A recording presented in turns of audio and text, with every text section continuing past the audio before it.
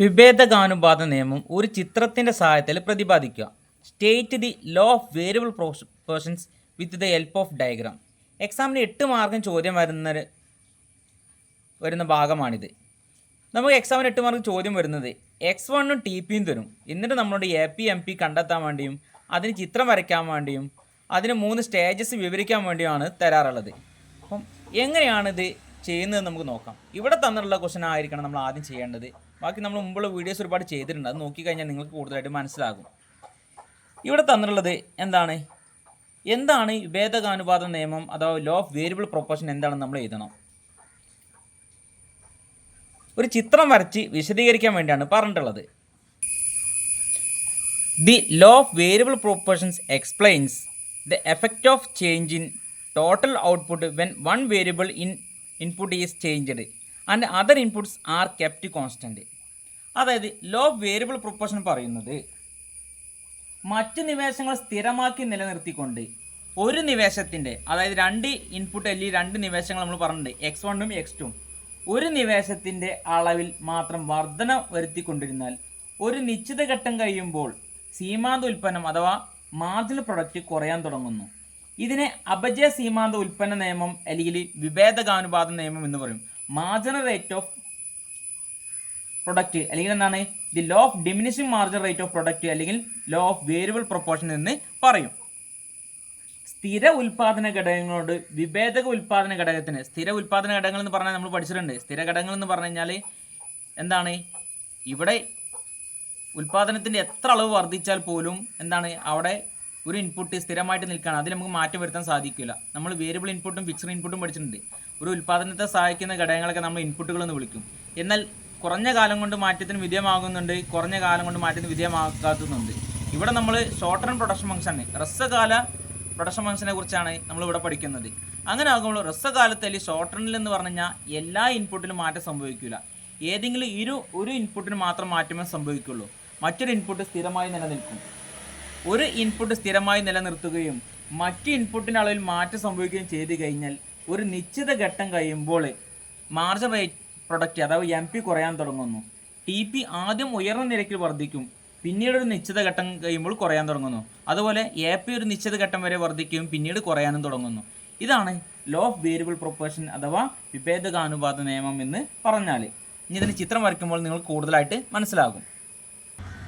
ഇവിടെ നമ്മളൊരു ചിത്രം കൊടുത്തിട്ടുണ്ട്, TP AP MP. എക്സാമിന് ചോദിക്കുക X1 TP തന്നിട്ട് AP MP കണ്ടെത്താൻ വേണ്ടിയാണ്. കണ്ടെത്തി കഴിഞ്ഞാൽ മാത്രമേ നമുക്ക് ഇതുപോലെ ചിത്രം വരയ്ക്കാൻ സാധിക്കുള്ളൂ, അളവുകൾ ഉപയോഗിച്ചിട്ട്. എന്നാൽ ഇവിടെ നമ്മൾ എന്ത് തന്നിട്ടുണ്ട്, ഇവിടെ നേരെ TP AP MP തന്നിട്ടുണ്ട്. കാരണം എന്താണ്, നമ്മളോട് ലോ ഓഫ് വേരിയബിൾ വിശദീകരിക്കാൻ പറഞ്ഞത് ഒരു ചിത്രം വരച്ചിട്ട് വിശദീകരിക്കാനാണ് പറഞ്ഞുള്ളത്. അപ്പോൾ നമ്മളിവിടെ TP ആദ്യം ഉയർന്ന നിരക്കിൽ വർദ്ധിക്കുന്നുണ്ട്, പിന്നെ കുറയുന്നുണ്ട്. AP ആദ്യം വർദ്ധിക്കുകയും കുറയുകയും ചെയ്യുന്നുണ്ട്. MP അതുപോലെ ആദ്യം വർദ്ധിക്കുകയും പിന്നീട് കുറയുകയും ചെയ്യുന്നുണ്ട്. അപ്പോൾ നിങ്ങൾ നോക്കി കഴിഞ്ഞാൽ ഇതിനെ നമുക്ക് ഫസ്റ്റ് സ്റ്റേജ് എന്ന് വിളിക്കാം, ഇതിനെ സെക്കൻഡ് സ്റ്റേജ്, ഇത് തേർഡ് സ്റ്റേജ്. അപ്പോൾ ഈ 3 സ്റ്റേജിലുള്ള പ്രത്യേകത നിങ്ങൾക്ക് നോക്കിക്കഴിഞ്ഞാൽ കാണാൻ സാധിക്കും. ഒന്നാമത്തെ നമ്മൾ ഇൻക്രീസ് റിട്ടൻഷൻ ഫാക്ടർ അഥവാ വർദ്ധമാന പ്രത്യേക ഘട്ടം എന്ന് വിളിക്കും. ഒന്നാമത്തെ ഘട്ടത്തിൽ ഇത് 3ഉം വർദ്ധിക്കുകയാണ് ചെയ്യുന്നത്.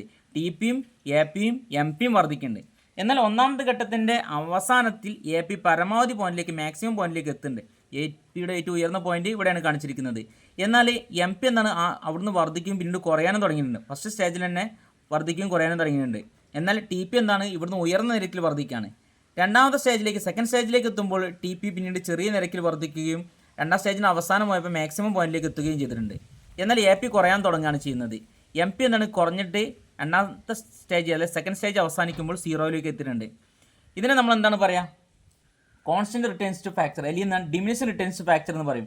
രണ്ടാമത്തെ ഘട്ടത്തിൽ TP ചെറിയ നിരക്കിൽ വർദ്ധിക്കുമ്പോൾ APയും കുറയുന്നുണ്ട്, MPയും കുറയുന്നുണ്ട്. എന്നാൽ മൂന്നാമത്തെ സ്റ്റേജിൽ, തേർഡ് സ്റ്റേജിൽ എന്താ സംഭവിക്കുന്നത്, തേർഡ് സ്റ്റേജിൽ നമ്മൾ നെഗറ്റീവ് റിട്ടേൺസ് എന്താണ് ഫാക്ടർ എന്ന് പറയും. നെഗറ്റീവ് റിട്ടേൺസ് ഫാക്ടർ അഥവാ ഋണാത്മക പ്രത്യേക ഘട്ടം എന്ന് പറയും. TP കുറയുന്നുണ്ട്, AP കുറയുന്നുണ്ട്, MP കുറയുന്നുണ്ട്. എന്നാൽ മൂന്നാമത്തെ ഘട്ടത്തിൽ MP നെഗറ്റീവ് ആയിട്ടുണ്ട്. MP എന്താണ്, 0 കടന്നുപോയി താഴത്തേക്ക് പോയി നെഗറ്റീവ് ആയിട്ടുണ്ട്. എന്നാൽ TPയും APയും ഒരിക്കലും 0മോ നെഗറ്റീവോ ആകണില്ല. TPയും APയും കുറയുള്ളൂ, പക്ഷേ 0മോ നെഗറ്റീവ് ആകില്ല. എന്നാൽ MP എന്താണ്, 0മോ നെഗറ്റീവ് ആകുന്നുണ്ട്. ഫസ്റ്റ് സ്റ്റേജിൽ എന്താ പറഞ്ഞാൽ ഇൻക്രീസ് റിട്ടേൺസ് ടു ഫാക്ടർ, രണ്ടാമത്തെ ഡിമിനിഷ് റിട്ടേൺസ് ടു ഫാക്ടർ, മൂന്നാമത്തെ നെഗറ്റീവ് റിട്ടേൺസ് ടു ഫാക്ടർ. ഒന്നാമത്തെ ഘട്ടത്തിൽ 3ഉം വർദ്ധിക്കുകയാണ്. രണ്ടാമത്തെ ഘട്ടത്തിൽ എന്താണ്, TP ചെറിയ തോതിൽ വർദ്ധിക്കുന്നുള്ളൂ, എന്നാൽ AP MPയും കുറയുന്നുണ്ട്. എന്നാൽ തേർഡ് സ്റ്റേജിൽ എന്താണ്, തേർഡ് സ്റ്റേജിൽ ടി പി കുറയുന്നുണ്ട്, എ പി കുറയുന്നുണ്ട്, എം പി കുറയുന്നുണ്ട്.